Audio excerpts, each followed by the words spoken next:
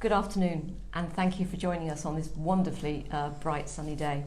So I'm here to ask questions of the Chief Constable. Thank you, Andy, very much for coming this afternoon. And I want to explain to those of you who might be new to this that what we want to do is that I want to ask Andy questions that you've either put forward to us to ask on your behalf, or that have come out from the emails that you have written to me, or that are a reflection of some of the things that we see being played out in the national press. But it's very much making sure that the constabulary are open and transparent and are accessible to you, because after all, it's your police service. So we're going to ask a number of questions, and if you want to give me any feedback, that would be great. But if it means that you've got other questions you want to ask, then please let us know. So Andy, let's start.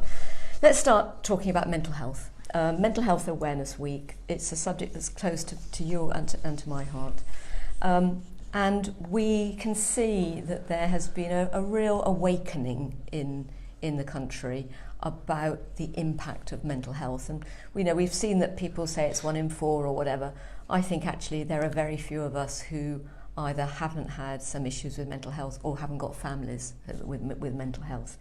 And I think the ONS, the Office of National Statistics, say that nearly 20% have evidence of depression or anxiety.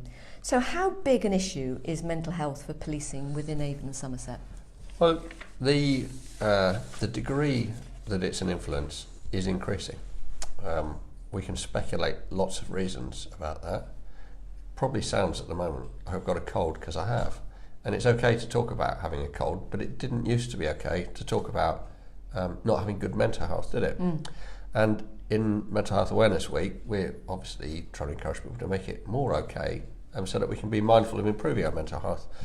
In terms of our service delivery, we have done some analysis of our incidents tagged as related to mental ill health, and it came out as 8% of all incidents. We think that's, with some confidence from the data, that's an underestimate. We think we're not tagging all of the incidents appropriately. We think it's at least double that.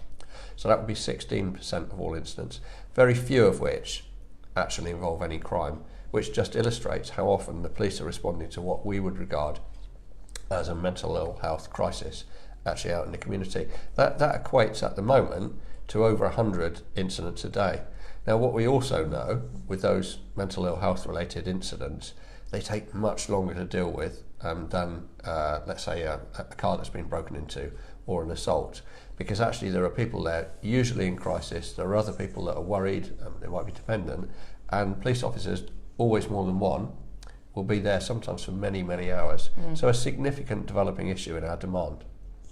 Now, one of the powers that the police have is this, what's referred to as a Section 136 of the Mental Health Act, where people can be removed from a public place if they are suffering from a psychotic episode. So this power is something that I know that the police use very carefully, and there's an expectation from the police. But we've been very concerned about lack of places of safety. We've all heard where people have been sitting in car parks waiting to be taken somewhere, and that cannot help anybody who is suffering from a psychotic episode.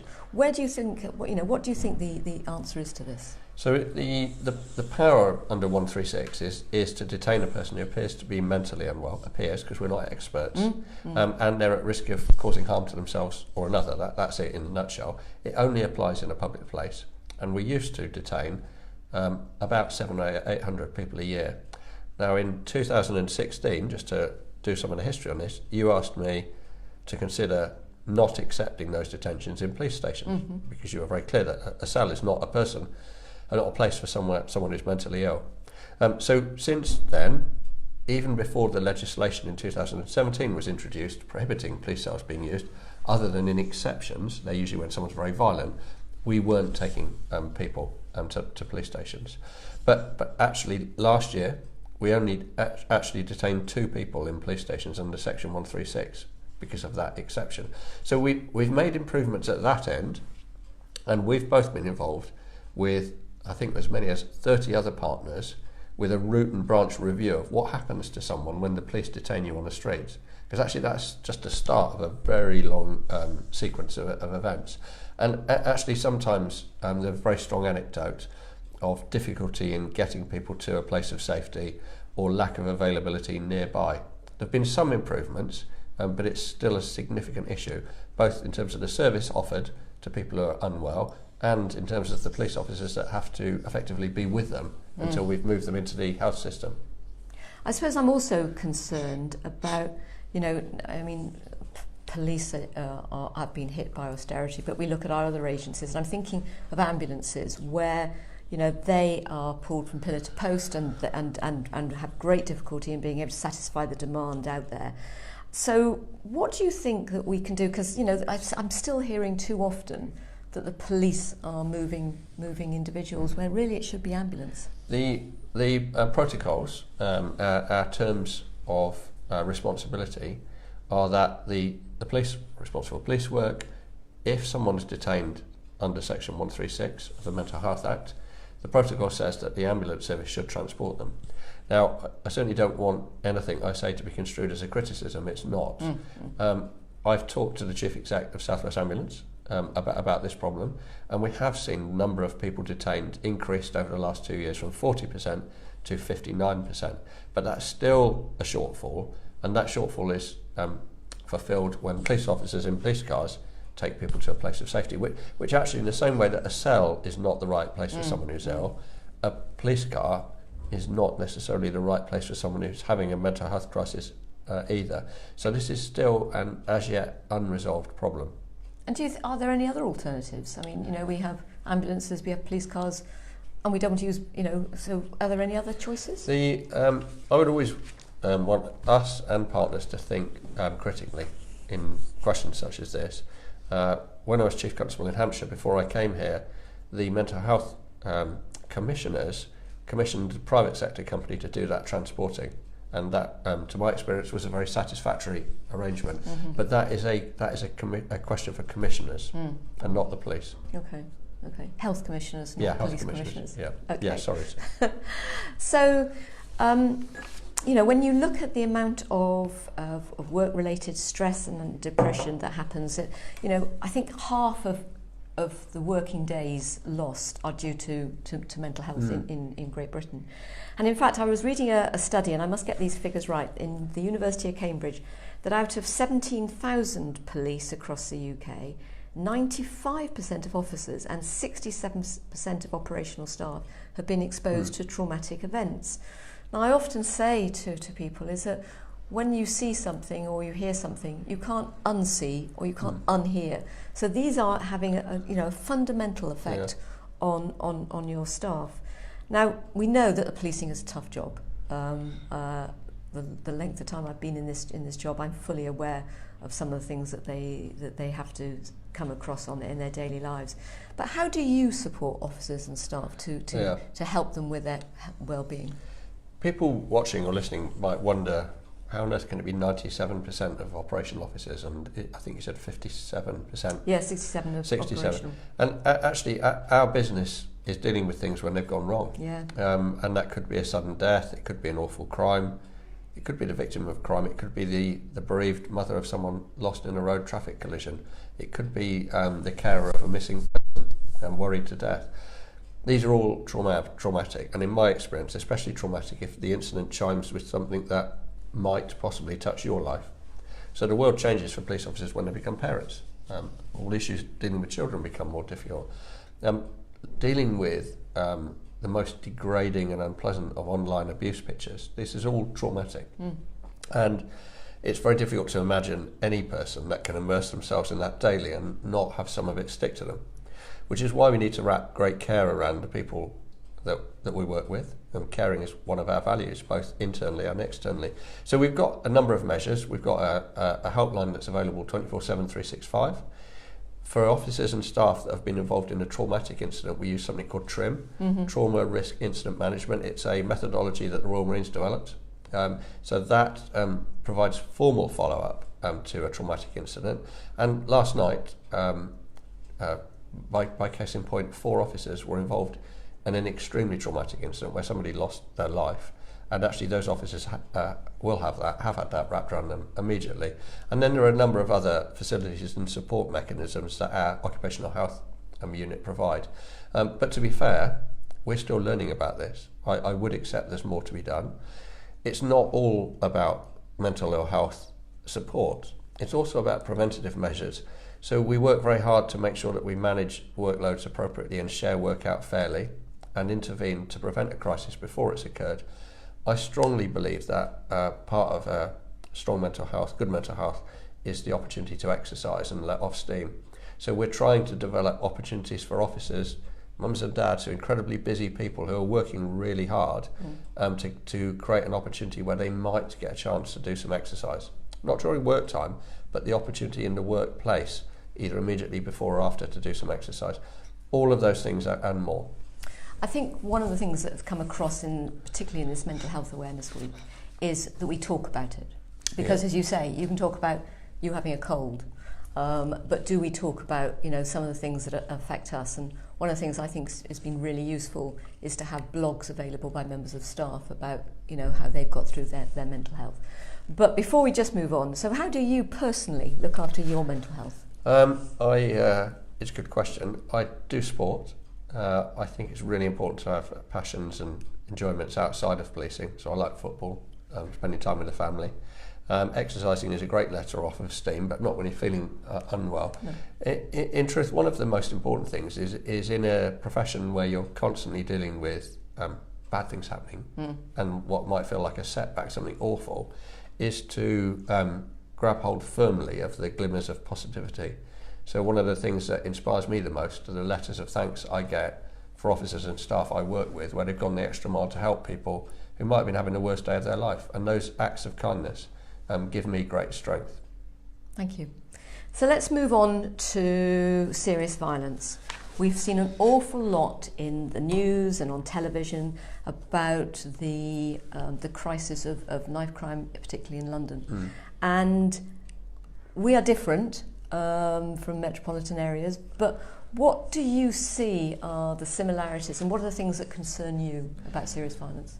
So violence nationally, the police recorded figures is increasing. I think the last time I checked it was up year on year about 19%. In Avon and Somerset, non-domestic related violence over the last year has gone up 5%, from 19,500 about to 20,500.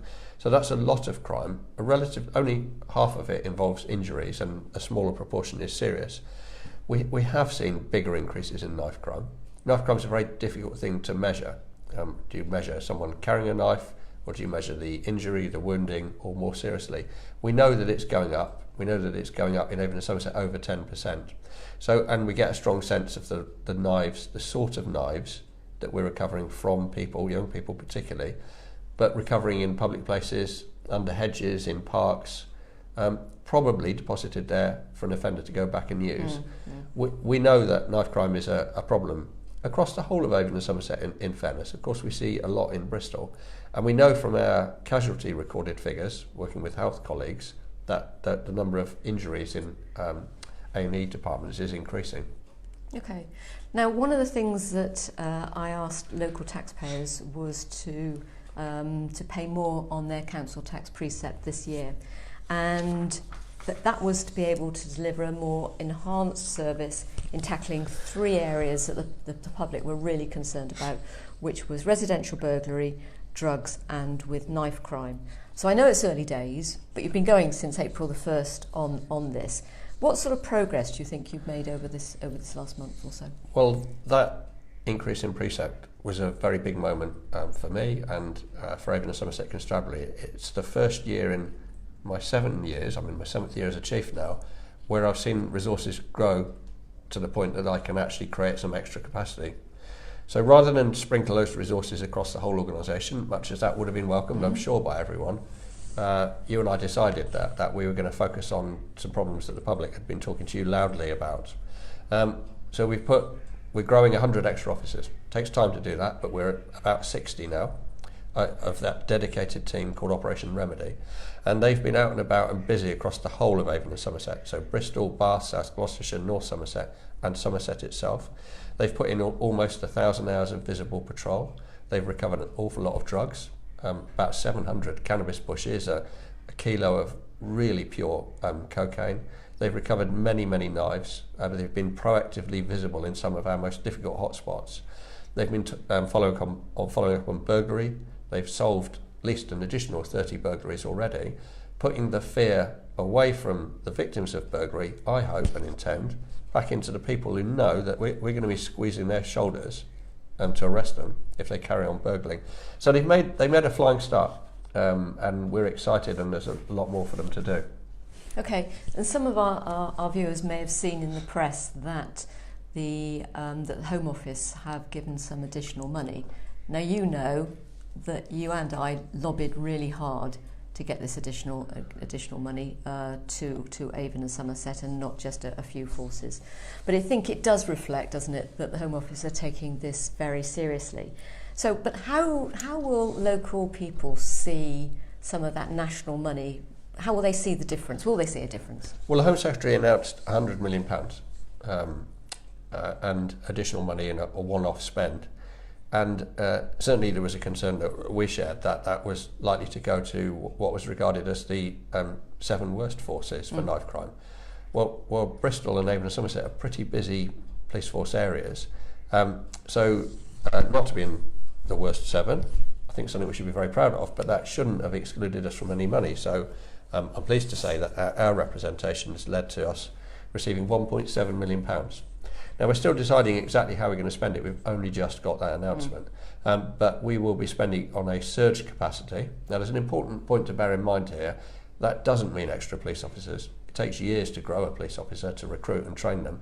But it does mean we'll have some money to spend on overtime. And we'll try and do that without depriving our officers of their much needed rest periods and holidays. But you will be seeing more police officers in what we would regard as risk hotspots for knife crime. But we will also be doing some work around prevention and some work with other partners. So we'll be working as creatively as possible within the parameters the Home Office have given us to spend this money very wisely. Okay, when we look at serious violence, though, this is not something that the police can just enforce by themselves, isn't it? I mean, we had a serious violence summit last week where we had health, local authorities, education, voluntary sector, about how we can tackle it across Avon and Somerset. And there are some really great initiatives that are going to be explored. But how do you think we, as all of the agencies, need to be able to work together? What do you think what we can do? Well, we need to intervene early. These problems start in the early years. They don't start in the teenage years. We need to take collective responsibility and move away from a blame game. And I think we also need to understand that it's a whole systems thing. And if you're going to deal with a whole systems problem, you need to share data. So we're still struggling to share all of our data across all of the agencies that hold potential keys to the solution. The knife crime cannot be policed out alone. So the police have got a really important role to play, but of course these other agencies have as well. And I am grateful that you convened that meeting of agencies around the serious crime strategy, violence strategy, and that is one of the convening powers that PCC has that I don't as a chief. So I hope that that's just a start of some really joined up work that, to be fair, will take 5, 10, 15 years for us to see the benefits of. And that's that public health approach that we're very keen to be able to work on early intervention, particularly with our young people. More visible patrolling, more proactive policing will actually cause the quickest impact on knife crime, in my opinion, but it won't make the problem go away, let alone go away forever. So we need to do the proactive and visible policing, but we need to run that in parallel with other agencies, health, education, social care, to make sure that all of the preventative and protective measures are being put in place at the same time. Otherwise, this is something that will just return in cycles. Yeah, which is what we have seen in the past. Yeah. Okay, let's move on to rural crime. So we've seen activism seems to be on the rise, whether it's conflicts about hunting or wildlife breaches, or campaigns led by vegan protesters, where we've seen dairy farms intimidated, and and I've had some reports in about that. So I can see that they So there's people on both sides that feel that the police are not doing a good enough job. They're very specialised areas of policing. It's complex, it's emotive. So how do you face these demands about capacity and the skill to deal with rural and wildlife crime? Well, when we're dealing with really significant gripping issues at the moment, such as knife crime, burglary and drug dealing, I would be very foolish if I said it wasn't difficult to find the resources to do this. We have got a rural affairs team, and we've made a decision to allocate an additional post to that rural affairs team to look at wildlife and rural extremism related matters. Now, actually, it's important in both of those issues that you mentioned. Hunting on the one hand, it's our job to prevent and investigate unlawful hunting, but there's all sorts of rural activity that would be regarded as lawful hunting. It's very complicated legislation, and it's quite legitimate to protest against unlawful hunting. It is actually quite lawful to engage in rural agriculture and dairy farming. It's quite legitimate for people to disagree with that, but their disagreement has to stay on the right side of the law. So we've trained so far 16 of our police community support officers to support our rural crime team, and actually engage our wider army, so to speak, of beat managers and rural PCSOs to help respond to this in a sensitive but firm way. And our rural communities feel very strongly about this. In fact, it was one of the reasons why we are one of the few forces that tag rural and wildlife crime, so that it can be monitored. So can you explain to residents why it's so important to report crime? Well, the fear of crime is quite often more pervasively damaging in communities than the actual experience of crime. And imagine living in an isolated position without ready support from neighbours, family, friends, where you thought at any moment your property or you individually might become under attack. It would soon, having talked about mental ill health, would have a real detrimental impact on you. So we absolutely need to know where crime is taking place. We need to know intelligence around people behaving suspiciously. We've got some of the most sophisticated digital technology in policing in the UK that maps crime and intelligence. But if we don't know about it, we can't map it. We do absolutely deploy our officers and PCSOs to respond to and problem solve out crime hotspots to prevent people becoming the repeat victims of crime. So I would make a plea, please tell us about it. We've got brilliant online crime and intelligence reporting systems. Beat managers and PCSOs are well known in their communities. They certainly make their mobile phone numbers available. And also we would invite people, if they don't fancy either of those things, ring 101. So there's lots of ways that people can tell us about crime, and I would implore them to do that. And of course, you also run Farm Watch and Horse Watch as well, which brings in quite a lot of intelligence as well. Yeah, one of the best ways that any community can actually protect themselves from being victims of crime is to actually be a community and look out for and look after each other. I'm not suggesting vigilanteism. I'm just suggesting that people care about who's in their neighbourhood, and they care about their neighbours, and they support each other. Neighbourhood watch schemes, I was with a whole group of them yesterday in North Somerset, but Farm Watch, Horse Watch and other schemes are all really good ways of empowering communities to be strong and work with us to keep their communities safe. Okay, thank you for that. So we're running out of time. Is there anything else that you'd like to say at this point? Well, we're coming up before we do our next Facebook Live. The first week of June is National Volunteers Week. We're lucky enough to have several hundred special constables. We're lucky enough to have community speed watch people, cadet leaders, volunteers of all descriptions across the organisation. If there are any members of the public that actually would like to get involved more in any capacity, helping us to keep their communities safe, it's a great time to be looking to do that. Brilliant. That's a good idea. So I'd just like to thank you if you've been watching this. I hope that you found it interesting. I think our next live chat is Tuesday, July the 2nd, and I hope that you'll be able to join us. I also hope that you will be able to send in questions that you want answered, because that is the whole point of web chats such as this. And I would also say that as your Police and Crime Commissioner, I can only deal with the stuff that you tell me about. So if you want me to be able to look at things, to scrutinise, to check in with the police, then you need to tell me about it. So please keep in contact with me, and until next time, thank you.